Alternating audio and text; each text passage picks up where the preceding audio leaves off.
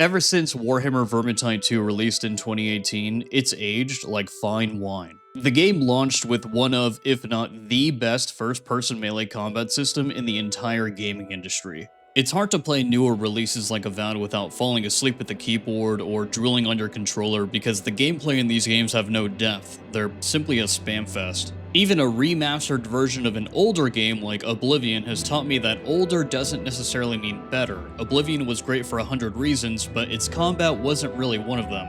The truth is that Vermintide 2 absolutely nailed its combat system, and in 2025, the game has evolved with all sorts of different new game modes, classes, weapons, maps, and even story, which is insane because this shouldn't even be a story-driven game, it's supposed to be a gameplay-driven game. Combat in Vermintide 2 seems very simple on the surface, but as you progress into higher difficulties, you'll find that you need to use every tool at your disposal in order to succeed.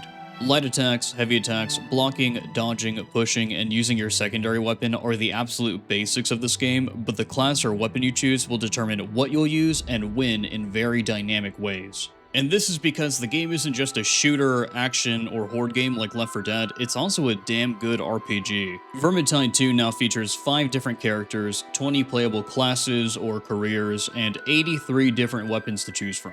The cast of characters in this game are Kruber, an Empire soldier turned mercenary, Barden, a Dwarven ranger, Saltspire, a witch hunter from the Empire, Carillion, a wood elf with a mysterious past, and Sienna, a bright wizard who channels the winds of magic. Each character uses their own unique combination of weapons spread across 4 different careers, but each career also grants the character access to unique weapons that they otherwise wouldn't be able to use. For example, Carillion can play as the Waystalker, Handmaiden, Shade, and Sister of the Thorn. The Waystalker is your typical ranger, the Handmaiden is an agility tank, the Shade acts as this game's de facto rogue, and the Sister of the Thorn channels the druidic magics of the forests. If you want to use the spear and shield, you have to play as the Handmaiden. Additionally, the Shade grants you access to the volley crossbow, and the Deepwood staff is unique to the Sister of the Thorn. The reason why weapon access is restricted like this is because it adds an extra layer of depth to that career, and in many cases, it's also lore accurate. Like Carillion, each of the other classes also has access to 4 different careers that each offers their own unique playstyle. Saltspire can play as the Dexterous Witch Hunter, the Gun-Happy Bounty Hunter, the Zealot, which is a unique class that rewards you for playing at low health, and the Warrior Priest, which is the game's de facto Paladin. Kruber is able to cleave through hordes as the Mercenary, be a Stealth Archer with the Huntsman, tank as the Foot Knight, or sacrifice all ranged utility to become a melee powerhouse as the Grail Knight.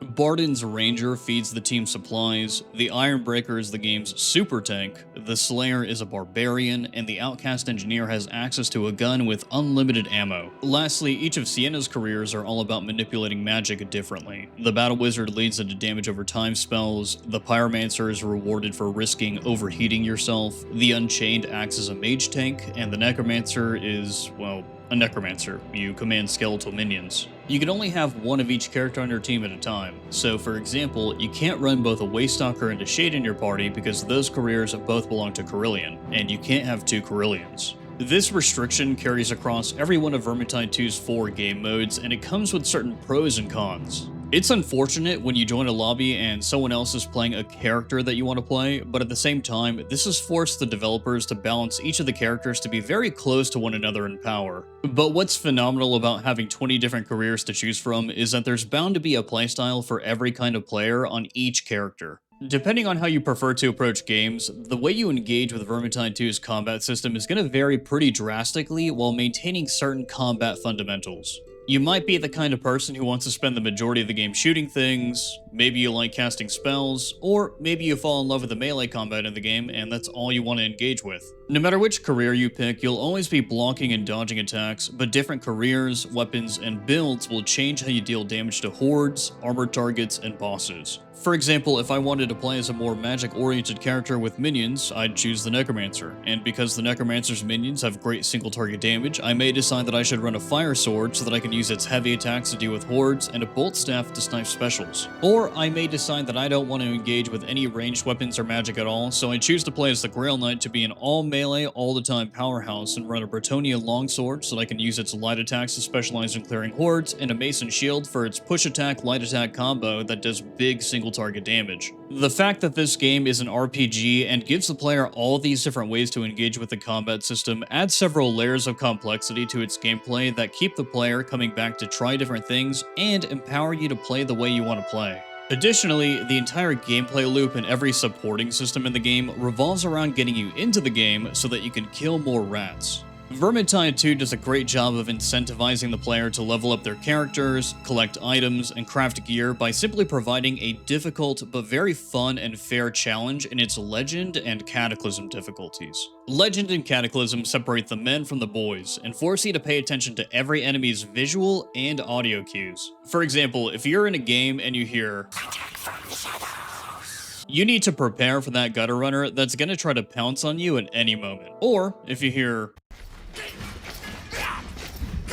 it's time to prepare your potions and bombs because you're about to run into a patrol of elite enemies. The sound design in this game is second to none, and the way that the developers have integrated it into its gameplay is amazing. In addition to learning everything about every single Skaven, Chaos, and Beastman enemy type that the AI director may throw at you, you also need to learn every one of the 31 adventure mode maps and the 15 different Chaos Wastes maps so that you could utilize the environment to its fullest. In fact, I would say that because of the effort and content that the developers have poured into them, the game's bread and butter for the majority of players are definitely its adventure and Chaos Wastes game modes. These are carefully crafted experiences where players don't really need to try to break the sandbox like they do in Weaves, which can be considered Vermintide 2's ultimate endgame, but has always felt more cheesy and simply not fun for me. You can also play Versus, but if you don't have at least 1,000 hours logged into this game, don't even think about trying to PvP in it. It's really fun to play as the Skaven, but unless you're a god gamer, you're gonna get rolled by the people who picked Vermintide 2 up in 2018 and never put it down. Always remember that no matter how challenging a PvE game is, you'll always be able to overcome it as long as you're dedicated enough. But in a PvP game, your dedication and skill may not be enough when compared to someone else's. And this isn't a knock on Versus mode, it's actually insanely fun. This is more of a compliment to the skill level of the community. Even though I don't really engage with them, I look at Weaves and Versus as extra content that the game offers for other people. They don't really take away from the game for me. But Adventure Mode is a 10 out of 10 experience because everything about it is extremely satisfying to play. In this game mode, all of your progression, talents, and gear matter, unlike in Chaos Wastes or Versus where you don't bring any of your gear, or Weaves, which has an entirely different progression system. This encourages you to level up, makes it satisfying to receive loot, and motivates you to engage with the crafting system. Additionally, as I alluded to at the beginning of this video, the story in this game has no right to be as good as it is. Vermintide 2 is supposed to be a gameplay-driven game, but for some reason it has a better story than other games that are considered story-driven games. And it's all because of how the story is delivered. The story that's being told here is that of the End Times, which represents the literal end of the world in the Warhammer fantasy setting. Fatshark has done a great job of weaving storytelling into the environment itself, which you discover as you explore ancient ruins, dive into the catacombs of Gothic castles, and trudge through the darkness and snow to help out a dwarven army. The 31 adventure mode game maps are weaved into the main campaign in 7 different episodes that each act like chapters in the End Times and as the tales of the Ubersreich 5. Speaking of the Ubersreich 5, the characters in this game are as well written and likable as those found in other notable fantasy games like the cast of Baldur's Gate 3. And that's important because for all intents and purposes, they're the story's narrators. They deliver the entire narrative of the End Times and of the Ubersreich 5 to the player. And not only is each character lore accurate to the Warhammer setting, but they're also able to tell the tale of the End Times better than the actual End Times novels. The writers created the perfect personalities for these characters, and the voice actors provide a delivery that actually makes me care about their struggles. Someone give me a hand with this gate. No! The sanctum of the goddess defiled! We are here too late. Now there is nothing left but ruin and revenge. Ruin and destruction wherever the Raki go. We'll make this right, Batelgi.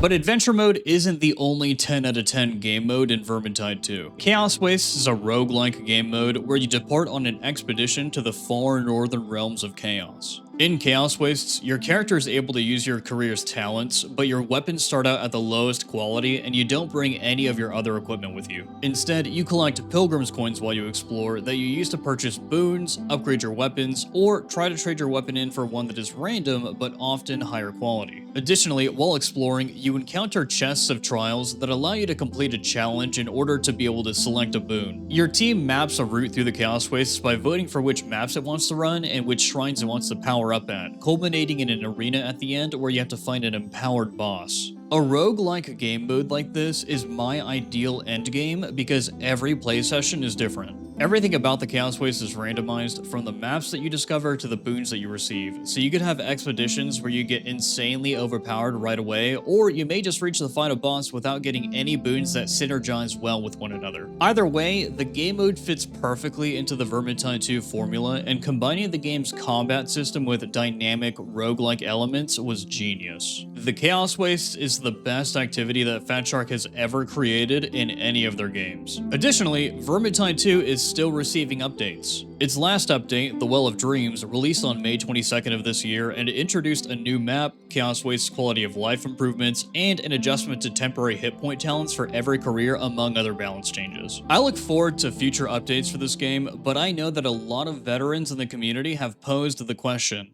Fatshark, when's Vermintide 3 coming out?